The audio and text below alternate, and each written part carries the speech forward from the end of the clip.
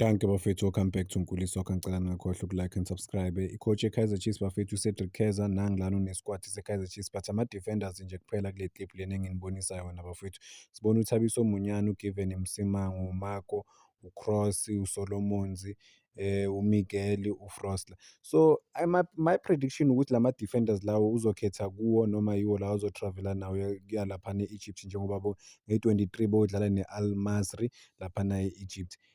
They do this to Kwinika after besolid kangaka isizini yonke, or so far njengoba isizini iqalile usolid? Can they drop him immediately ulona uGiven Msimangu meba available, or this shows us or tells us ukuthi uGiven Msimangu uzoba available laphana away? Asazi, just a prediction ukuthi, and kubonakala ngathi ulo ushinga akekho kuma plans. If this is the final plan yabo ukuthi okay, these are the guys that will compete, these are the guys that will travel to Egypt. uMarco ubuya ku-injury immediately, kubonakala ngathi is preferred more than the say Oshinga. Solomon udlala kahle kakhulu bafethu, yena noThabiso Munyana laphana ku-right back. Siyazi ukuthi la position bayilo labo bayi-3, but what we are seeing here, we are seeing ama-right back awu-3, uMunyane, uSolomons, uFrosler bafethu, bowu-3 ama-right back.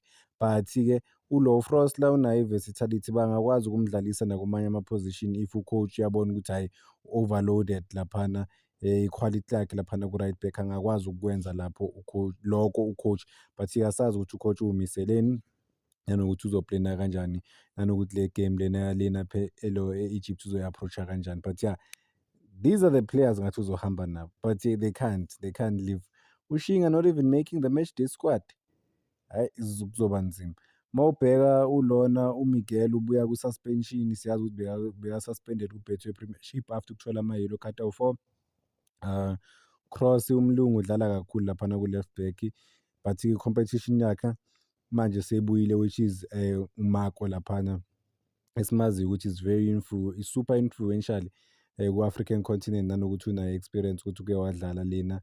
uMcCarthy umfana relatively new, siyazi ukuthi kudala ne-first team, but uyaqala ukudlala on full-time basis in a way ukuthi akwazi ukukhompyutha kahle laphana for i-team, akwazi ukuyilwela i-team. So umfana naye will be expected ukuthi like to keep giving i-team ama-good results, keep going, keep delivering every opportunity ayitholayo laphana. Ba-expect ukuthi umfana a-deliver 100%, because of if sokubuya no-Given Msimangu, niyabona inking of the problem ukuthi sokumele kuliwe serious laphana for i-pace, ukuthi ubani ozodlala ubani ongeke adlale. So it won't be easy for some of the boys, and obviously makwenzeka so khona bazomdropa.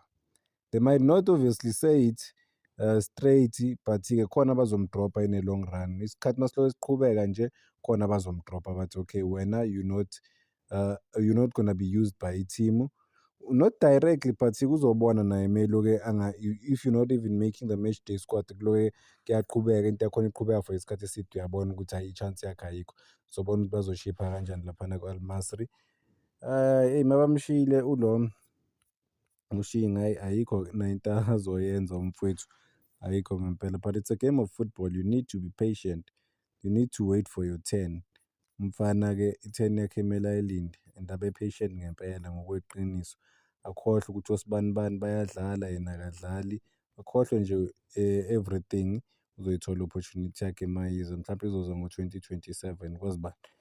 Yeah, but yeah, the squad is good, the team is ready to jet off. I think bazohamba in the next ingaki namhlanje, 16, 17, 18, 19, yeah, possibly ngabo in 19 bazohamba, 19, 20 bazohamba ke-Egypt, because baze bapostpone negame yabo le abadlala what is this team, is it iMagesi?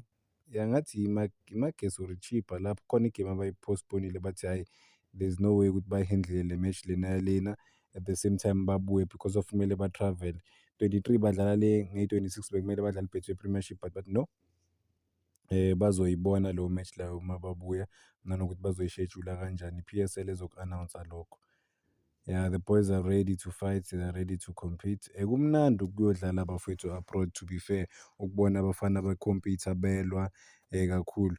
sithembe ukuthi umfana uThulani Touch Mabaso uzoba khona kumamanye ama-match day squad laphana ku-Continental Football, which is i-CAF Confederations Cup.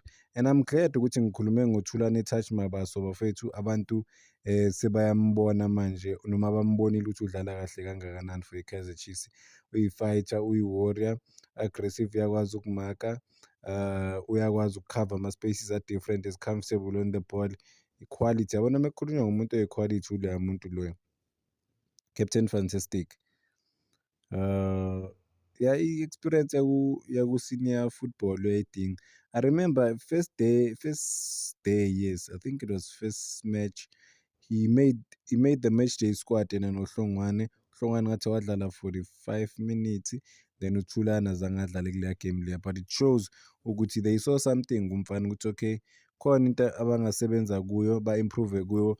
Just nje sokuzoya ngokuthi amagame angakanani nanokuthi bangakanani abantu abazoba available. I-midfielder, I mean, for uThulani Mabaso bafethu, i-midfielder position is there for the taking, to be fair. Mawubheka abadlali laphana ku-central midfielder for i-Kaizer Chiefs, ungabathemba bonke labadlali labo. Ba-good but consistency.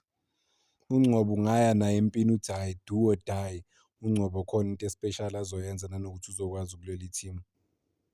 Yeah, guess you'll never know until umuntu anikwa i-opportunity kahle kakhulu ukuthi akwazi ukuzilwela. But yeah, hayi shinga mfowethu, hayi if bayakushiya, they don't even travel with you, then hayi asazi. But-ke njengoba beshilo coach, uke washo uCedric Keza ukuthi umele isikhathi esi-perfect ukuthi a-introduce labadlali abangadlali. Ama-fans akhala kakhulu ngo-Ethan Cheslet, bathi ngcono sibabone behlulekele laphana. I was on a call with someone ngitshela nge-situation ka-Cheslet ukuthi imphatha kanjani. Ama-fans, the thing is, ama-fans are emotional and they are invested to this beautiful game. So for bona, it's sad if wabona one of their favorite players was playing, but at the same time, because Chiefs in a squad, some player 41. Then abanye babamuvele ku-DDC team because babonile ukuthi no, there's no way bahandle isquad esingaka. But-ke abanye bazobabiza if khona la kuxega khona, but so far akuxegi bafethu. I-defense i-right, ama-midfielders laphana are-good because umthetho ude uprotect ama-midfielders, uprotecta ne-final third. Usebenza kahle kakhulu umfowethu laphana. There are days vele la bazodinga a creative midfielder or umuntu owazi ukudlala central but at the same time aphinde abe i-creative midfielder.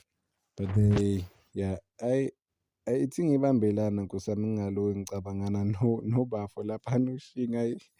Ziyamkhalela umfowethu, ziyamkhalela. Hhayi, ziku-loudspeaker. Possibly maybe bazom-introduce-a ku-Betway Premiership, ku-Nedbank Cup, asazi ngempela. Cause bake bakhuluma, u-coach u-Kaizer Chiefs wakhuluma ngale ndaba le yoku-rotate, ukuthi bazo-rotate i-squad sabo. Nabanye abantu kuma-cup games bazowathola ama-opportunities. Basawalindile abanye abafowethu, but ayeza wona ama-opportunities, ngeke ahlala angabi khona, maningi kakhulu ama-game this season. But okay, indaba kaShinga ithi ngiyeke manje bafowethu, but siyasibafisela inhlanhla laphana e-Egypt njengoba bazotravela ey'nsukwini. Danko bafowethu, cela ningakhohlwa uku-like and subscribe. It's making sure ukuthi le page ifika ku-15,000 subscribers. No man, sesigijimise i-100,000 subscribers. 100,000 subscribers ukuthi izofika nini, but iyesofika. Danko.